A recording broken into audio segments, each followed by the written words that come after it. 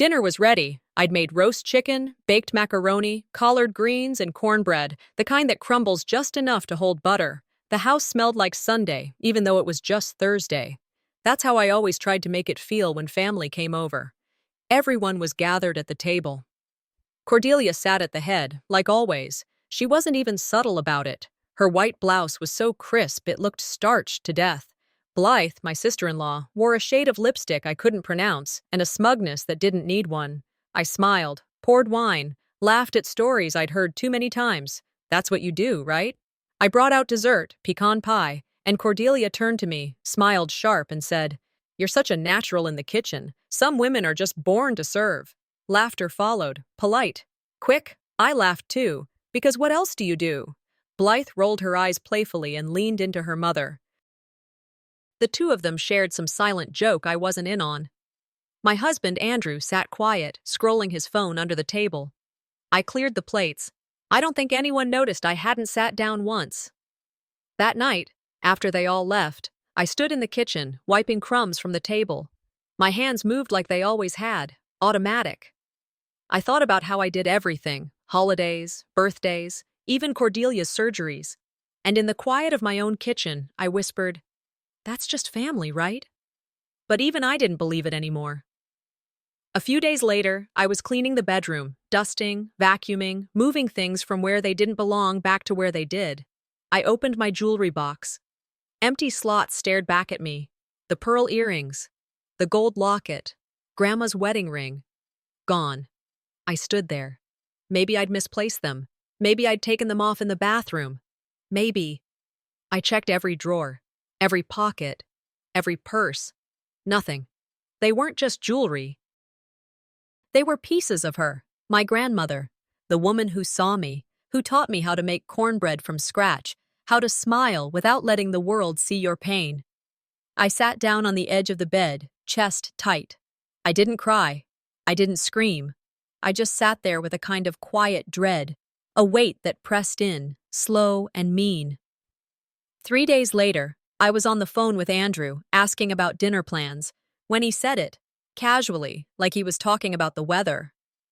"Oh, and Mom gave some of her jewelry to Blythe, said she wanted her to have the heirloom stuff before she forgot where it was."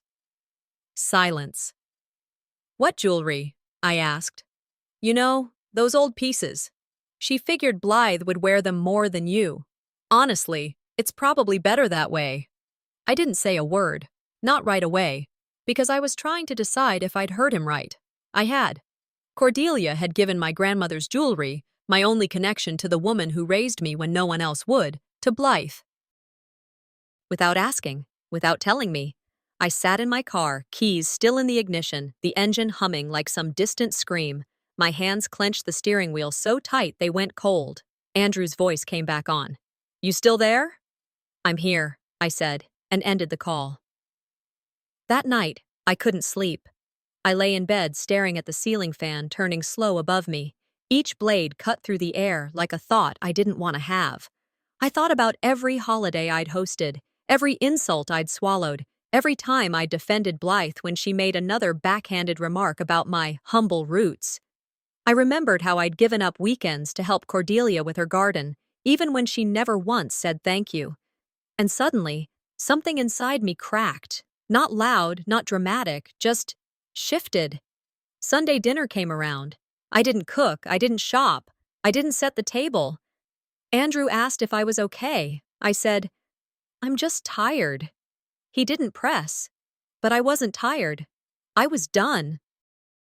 I drove out to the cemetery the next morning. Spring had started creeping into the air, soft and slow. The grass around my parents' graves was wet from last night's rain. I crouched down, ran my fingers over the names. "Mom," I said. I didn't raise my voice. I stayed quiet. I stayed kind. And now they think I'm nothing. I heard her voice in my head, the way I always did when life got too loud. "You don't raise your voice to be heard. You act in silence, and they'll listen eventually."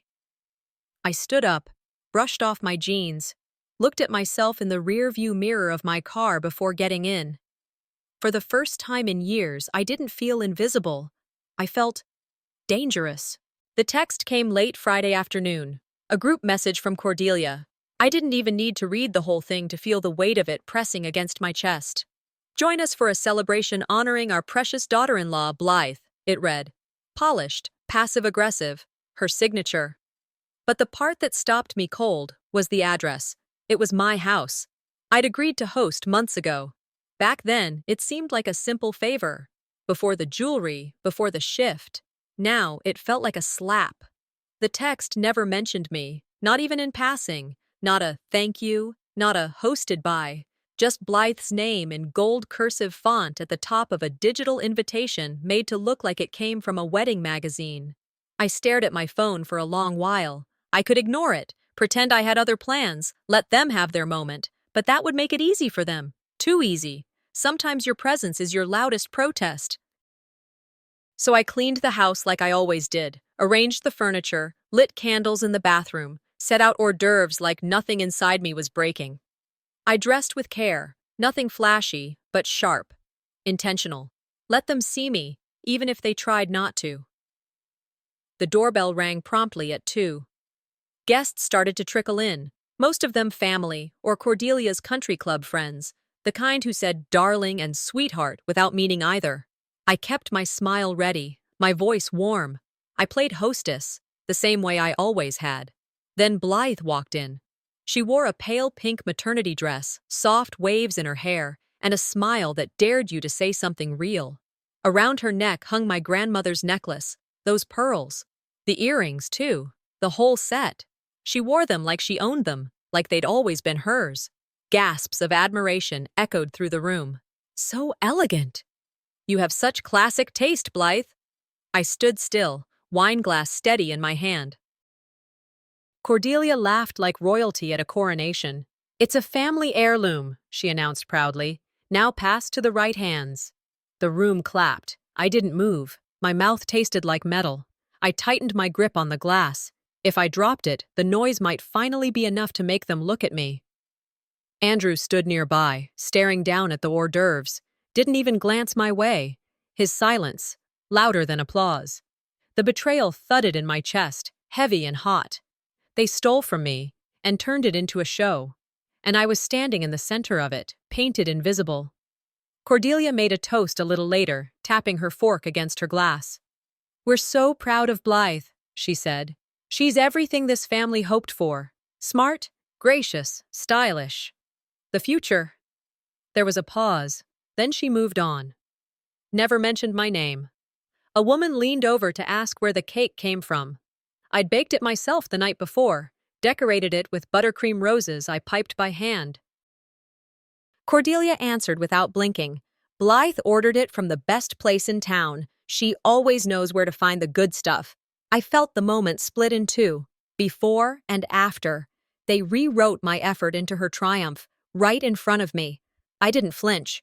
I just stepped back, away from the group, away from the table. I watched everything like I wasn't there at all. And maybe I wasn't. Maybe I was already somewhere else. A guest named Ms. Edith approached quietly. She was one of the few people left who knew my mother, who remembered Grandma's pearls. She took one look at Blythe and whispered, I recognize those pearls, dear. They were your grandmother's, weren't they? I couldn't speak. I nodded. She placed a soft hand on my shoulder. Then don't let them bury your history with their lies. The words sunk deep, like roots, like truth. She didn't need to say more. The party wrapped up around 5.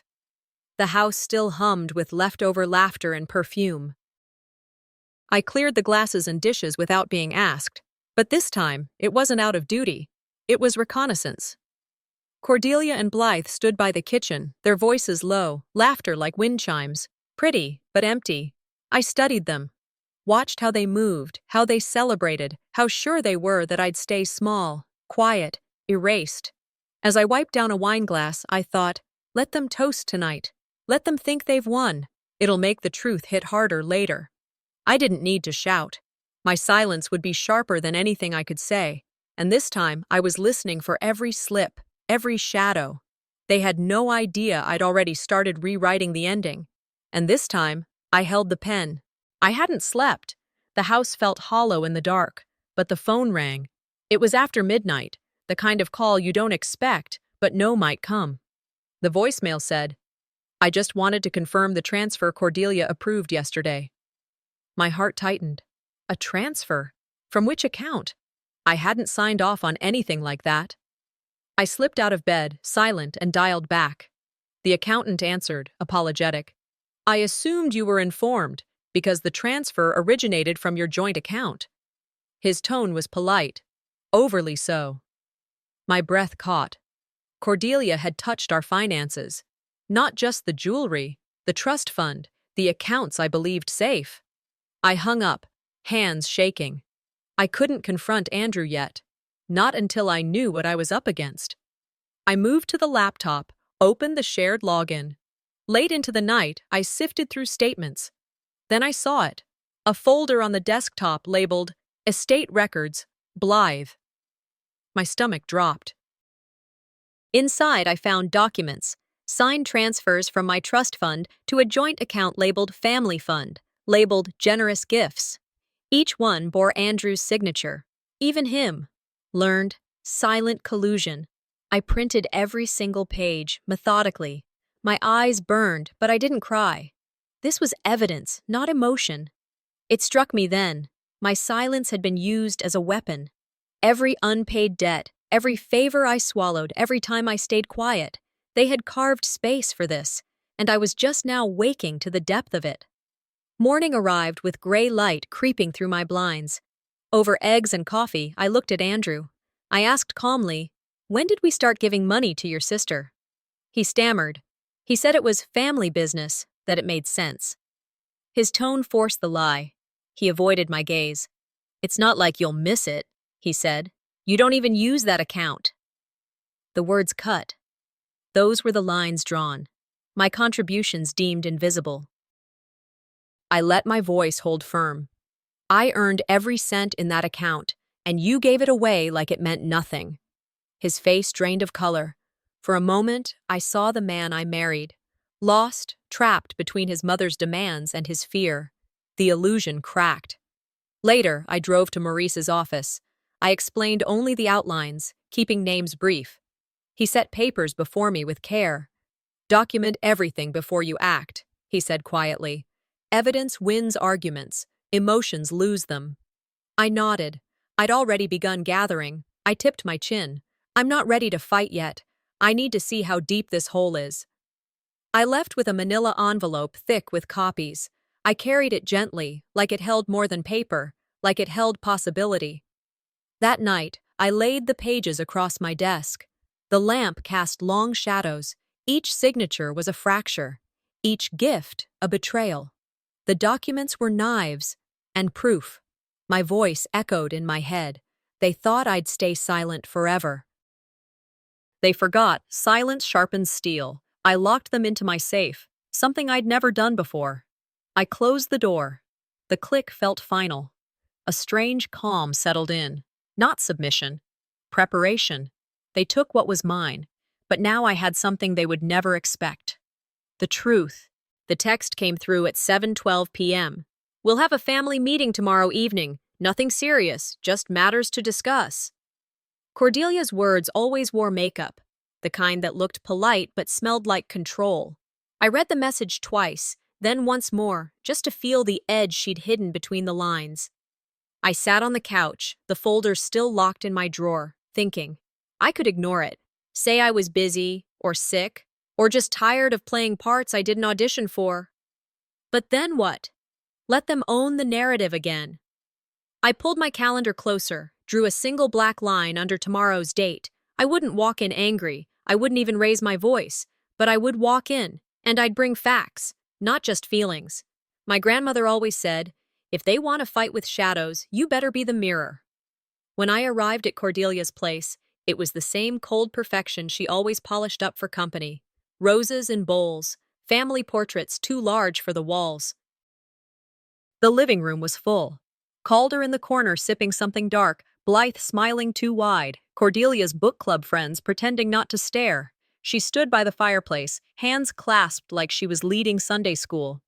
"Thank you all for coming. I wanted tonight to be about peace, family unity, harmony.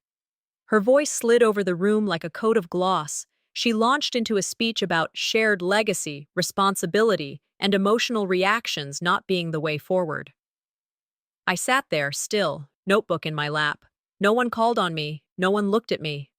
They were staging a play, and I'd already read the script. Then she pulled out the papers.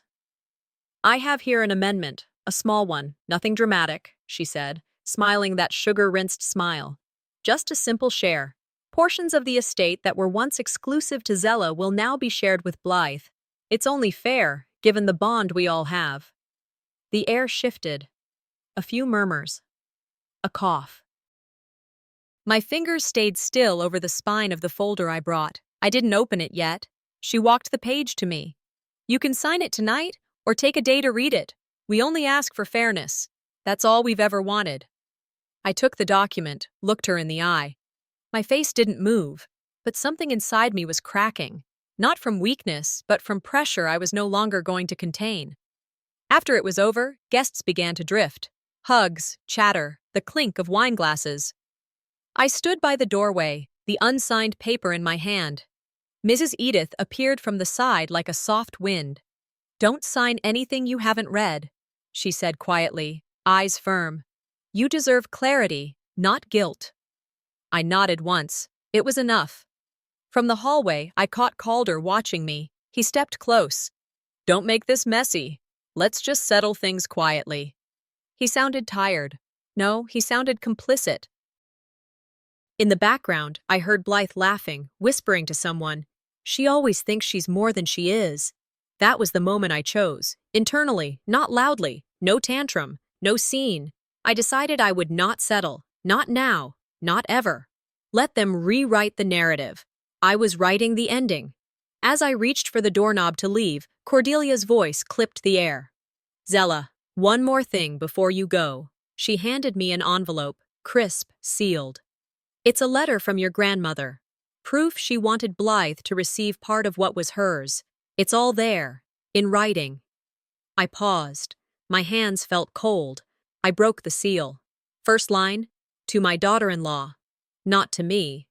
The paper didn't shake, but my entire chest did. I stared at Cordelia, who stood like a queen who thought she'd just delivered checkmate. I held the letter up, not to wave it, not to shred it, but to remind myself of what they were willing to do, of who they were willing to lie for, of how long they'd been planning. I tucked the envelope into my folder, turned around, and walked out the door. My eyes opened long before daylight broke. The house was quiet, more silent than it ever felt before.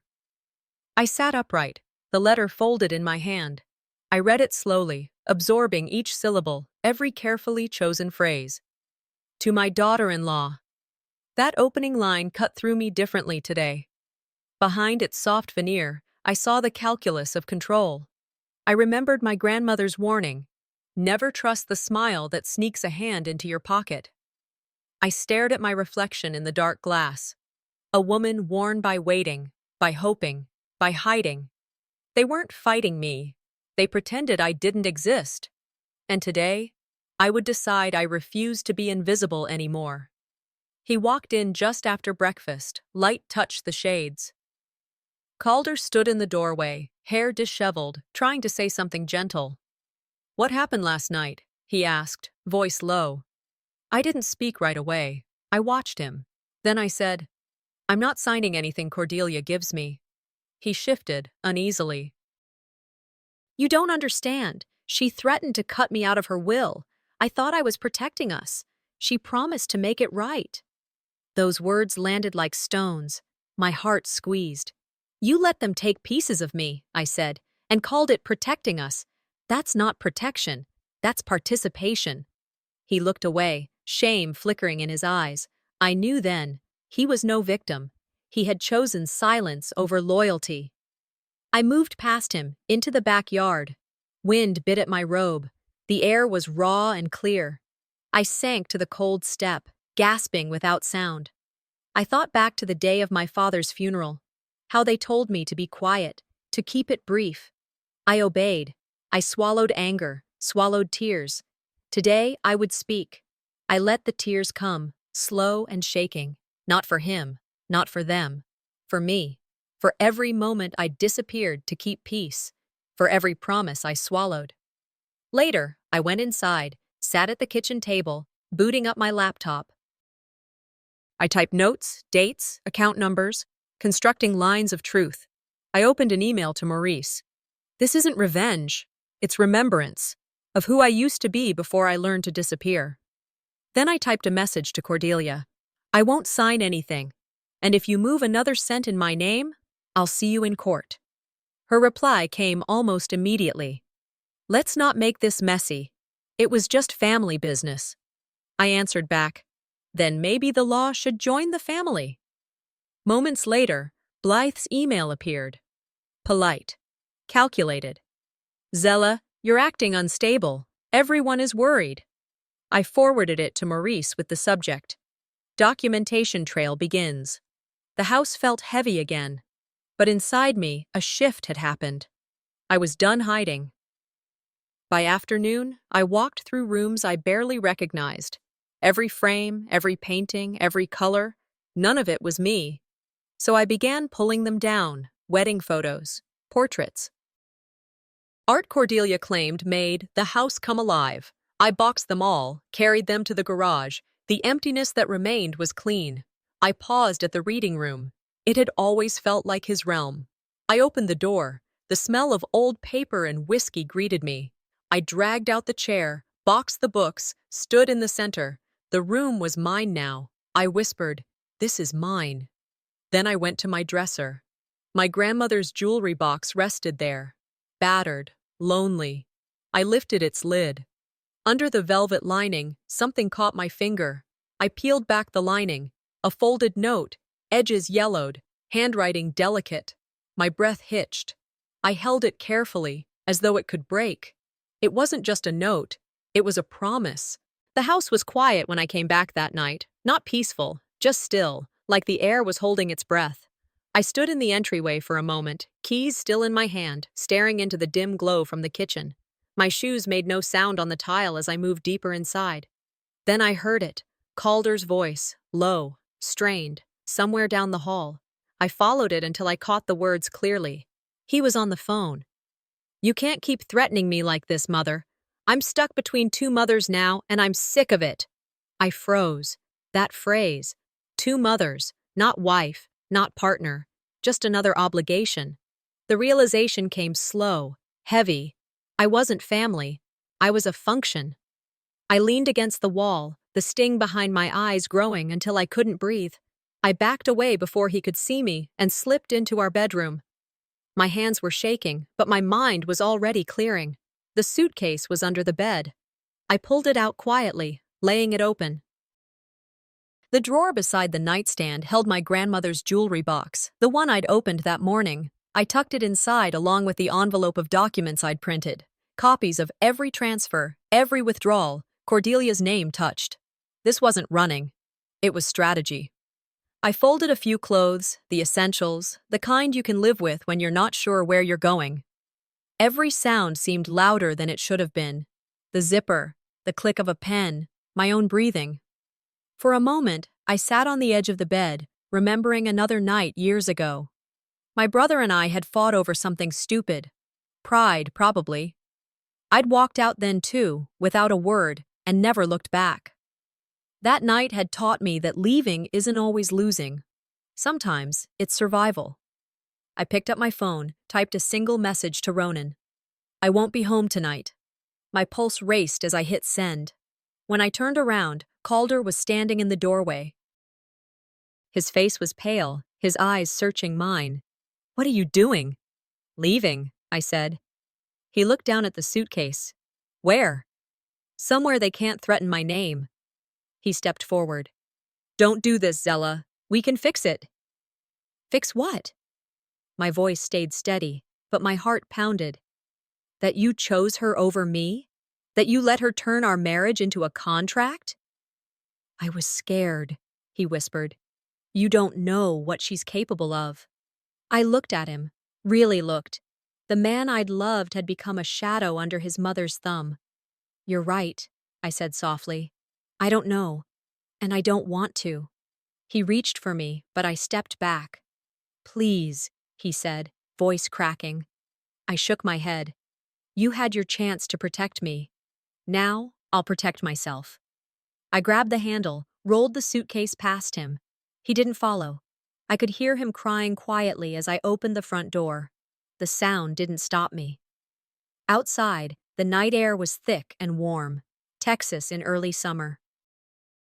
The sky stretched wide, stars faint behind city light. I walked to my car, the wheels of the suitcase crunching against gravel. The scent of magnolia drifted through the yard, mixed with the damp smell of grass after a late sprinkler cycle. I stopped by the car door, staring up at the dark house. For a second, my hands trembled on the handle. Then I breathed, long and slow, until they stilled. I dialed Maurice's number. It went to voicemail. It's me, I said. I might not be back tonight. I've got everything we talked about. Call me first thing. I hung up, slid into the driver's seat, and started the engine. The road stretched out ahead, empty and waiting. As I drove past Cordelia's street, I saw her porch light still on. And Blythe's car parked out front. I didn't stop. Let them watch if they wanted. Let them think they'd won. They may see me leave, I whispered, but they won't see me broken. The miles blurred under the tires. I found a small diner open near the highway, the kind with a flickering sign and a handful of cars outside. Inside, the air smelled of coffee and grease. I sat in a booth by the window, ordered black coffee, and opened the folder from my bag. Each page was a piece of truth: account summaries, forged signatures, emails. My fingers moved across them like they were wounds I could finally touch without bleeding. I took out a notepad and wrote at the top, "Tonight I left. Tomorrow, I return as someone they can't erase." I stared out the window, the parking lot bathed in neon light. Somewhere in the distance, a truck passed on the interstate, its sound fading into the hum of the night. I sat there until the cup was empty, until the clock behind the counter blinked past 2 in the morning, and in that silence, I swore the next door I walked through would be my own, on my terms. I stepped out of the car and adjusted the collar of my jacket. From the outside, Cordelia's gala looked like a page ripped from one of those luxury magazines she kept in her bathroom. Strings of lights, champagne towers, valet lines packed with European cars. But to me, it felt like a chessboard, and I wasn't a guest. I was a move. Inside, it was all glitz and gloss. Cordelia's smile greeted me before her voice did, the kind that says, "I've already decided how this ends." She leaned in with a handshake. Formal, cold, like I was a distant donor, not her daughter. Behind her, Blythe twirled in a satin gown, dripping in jewelry that didn't belong to her. One piece caught my eye, a necklace, Nana's. I scanned the room. Whispers started like wind through dry grass. People glanced between me and Blythe, some with pity, others with curiosity. Then came the toast. Cordelia clinked her glass. Everyone fell silent. "Tonight," she began, "we honor strength, elegance, and the spirit that defines this family. No one embodies that more than Blythe, the true legacy bearer." It landed harder than a slap, not even a nod in my direction. I didn't wait for the applause. I turned, walked through the ballroom's edge, past the curtain-lined walls, and into the service hallway. A ping from my phone stopped me mid-step. Email from the bank. Subject: account access restricted due to flagged activity. I opened it. Our joint account, the one Dad had set up to protect me, was frozen. Another text. Calder: "Mom asked me to warn you. Unless you sign the amendment, she'll keep the account locked." That's when it clicked. This wasn't just about inheritance, it was identity warfare, and I was done playing defense. I texted Maurice. "Backstage, 5 minutes, bring everything." I came back into the room as Cordelia launched into her second speech. "When families pull together," she said, "there's no limit to what they can achieve." I walked straight to the stage. I didn't ask for permission. "I have something to say," I said, my voice steady. The crowd froze. Cordelia turned, her smile thin. Zella, this isn't. I held up my phone and tapped the screen. Behind me, the projector lit up. Screens displayed transaction records, unauthorized withdrawals, digital fingerprints, dates, amounts. These aren't gifts, I said. They're theft, and they were made without my knowledge. Blythe took a step forward, stammering. You said you didn't care about the money. Cordelia's voice came sharp. This is a disgraceful ambush. I looked her straight in the eye. Then let truth be your spotlight. I turned and walked off stage. The room didn't move. For the first time in my life, I felt taller than her. Whispers started again, but they were different now. Ms. Edith approached Cordelia, slow and careful. I remember those pearls, she said, pointing at Blythe. They belonged to Eleanor. Ronan stood up near the back. I believe her, Mom. Cordelia looked stunned. Calder didn't speak, but he didn't look away from me either. He just stood there, caught between a loyalty he never earned and a truth he'd tried to ignore. Blythe snatched Cordelia's hand. We're done here. She pulled her mother out of the ballroom, their heels clacking like gunshots across the tile. I stayed behind, alone, under the lights. My knees shook, my eyes burned, but I didn't let the tears fall. Backstage, Maurice stood waiting, his suit slightly rumpled, folder in hand. It's confirmed. What they did violates 2 federal statutes. We're ready. I nodded. File the motion. No more warnings. He raised an eyebrow. You sure you want to walk away like that? I slipped off my heels and held them by the straps. No, I said. I'm not walking away. I'm walking in. I left through the side entrance barefoot, the gravel biting but grounding. The night air was thick with humidity, but for the first time in months, I breathed without flinching. They tried to cage me, I whispered to myself, staring at the stars above the marquee. But tonight, I walked out. Not to flee, but to return stronger. At the edge of the parking lot, my phone buzzed again. Unknown number. Just one line. You think you won tonight? It's just beginning. I read it twice, then slid the phone back into my purse. So be it. I showed up early, not because I was nervous, not this time. I wanted to see the machine before the curtain went up. The stagehands were still rigging the lights, adjusting cables, murmuring to each other about schedules and scripts, but they went quiet when I walked in, like I wasn't supposed to be there. I scanned the promo banners hanging above the main entrance. Blythe's face, glowing, flawless, edited. But mine? Gone. Every panel that used to carry my name had been replaced or scrubbed clean. They'd tried to erase me again, this time in plain sight. A few guests trickled in early, mostly friends of the foundation. I smiled, soft and simple, like someone just happy to be included. But inside, I was steel. In my bag was a slim binder, neatly tabbed, every document ready to go. No surprises tonight. As I waited near the entrance, I thought back to when I started this brand from a folding table in my first apartment. No money, no backup, just stubbornness. That's what made this place real. Not legacy, not bloodline. And tonight, they'd remember. The ballroom lights dimmed, signaling the program was starting. Cordelia stood front and center, gown shimmering, voice sweet as ever. Ladies and gentlemen, she began, it's with pride I present to you the new face of our family brand, the one who embodies innovation and elegance, Blythe. Applause rolled like thunder. She stood next to Cordelia, fake modesty painted across her lips. I waited until the lights hit just right, then walked up the side steps. Before we continue, I said, stepping into the spotlight, I'd like to share a few details the program left out. I raised the remote in my hand. Behind me, the screen flickered. First to my original logo, then to signed transfer documents, contracts with my name in bold, timestamps that dated back years. And finally, the IP filing. Mine. All of it. Gasps echoed. These designs, I said, this venue, this brand, they weren't passed down. They were taken under pressure.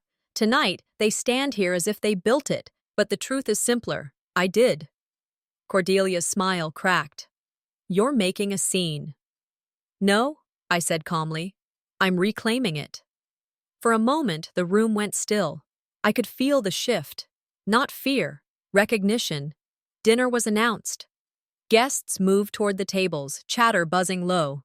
I glanced at my escort card. It read, Host Staff. A younger guest beside me blinked. You're serving tonight? I held the card up. Apparently, I'm the help now. Then raised my voice. I'm not your host staff. I'm the creator you erased tonight. Heads turned, murmurs swelled. I walked across the room, slow, measured, toward my rightful seat. Set the binder down, sat tall, looked straight at the two women who tried to erase me. I earned this seat. You don't get to hand me one now like it's charity. Blythe dropped her gaze. Cordelia didn't speak.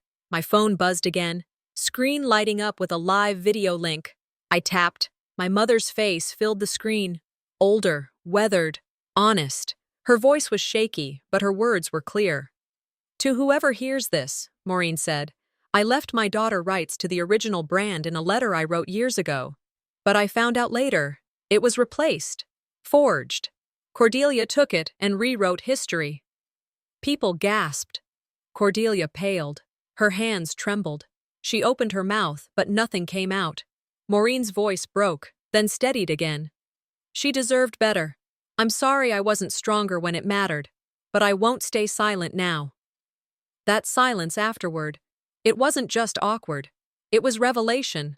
Someone whispered behind me, This is the real story. Cordelia didn't wait. She stormed off. Blythe trailed after her. I stayed put. People clapped, not loudly, not comfortably, but enough, half in guilt, half in awe. Maurice leaned in from the side. You have them now. Leverage their fear. I nodded and pulled out my phone. One message. Filing for completion. Rights restored tonight. I walked through the crowd, not rushed, not angry, just done hiding. Near the exit, my phone lit up again. Unknown number. One line. You started a war. Don't expect mercy. I didn't flinch. Mercy was never the goal. Justice was. I woke to silence, the kind of silence that doesn't press on your chest. I stepped into the back garden with a mug of coffee, the early light soft on the grass. The world felt still, but not empty. I thought of my mother's words from the video last night, how she said I deserved better than being hidden. I tasted their echo in the air. Legal papers waited on the dining table, next to the laptop where Maurice and I had reviewed final motions. Today was court day at noon. I felt calm, not because everything was resolved, but because I had reclaimed something no one could take back, my power. I reread each clause, each attachment, making myself sure. I parked in the courthouse lot, heart steady.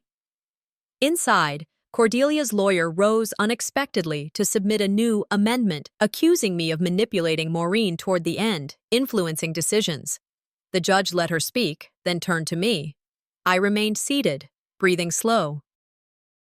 Then the judge announced, Maureen's original will, recorded before her decline, already reinstated rights to me. The amendment was void.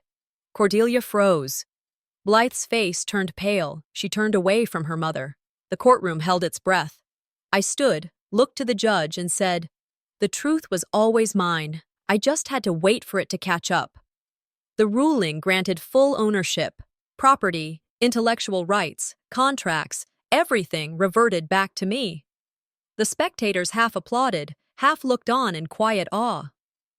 Afterward, outside the courthouse, a courier handed me an envelope. Inside was a letter from a former board member at the company Cordelia once led. She confessed Cordelia had tried to sell off my designs to a foreign investor months ago. The deal fell apart only because the buyer's due diligence uncovered my name on the patents. Even in their lies, my truth had been louder. I folded the letter, smiled softly. She can keep her shame. I'll keep my name, I told Maurice. Later, I visited my father's grave, first time I'd been there in years. I placed the photo of my younger self beside Maureen at the headstone. I spoke the things I never could. I forgive you, not for you, For me, I didn't ask for reconciliation, just release. Blythe sent a letter later. No apology, just a short acknowledgement. I see you. I replied, you were part of the pain. I hope you are part of someone's healing. In the afternoon, I launched a small workshop, free sessions for women whose creative rights had been stolen. I used part of the settlement funds. A young woman approached afterward. Thank you. I didn't know I was allowed to be angry. I looked at her, steady. You are. Just don't let anger stop you from building again. As evening fell, I sat in my studio, lights low. The workshop materials lay on the desk, and then I saw it. An old, unmarked envelope resting there. I lifted it, heart steady. The next chapter waited.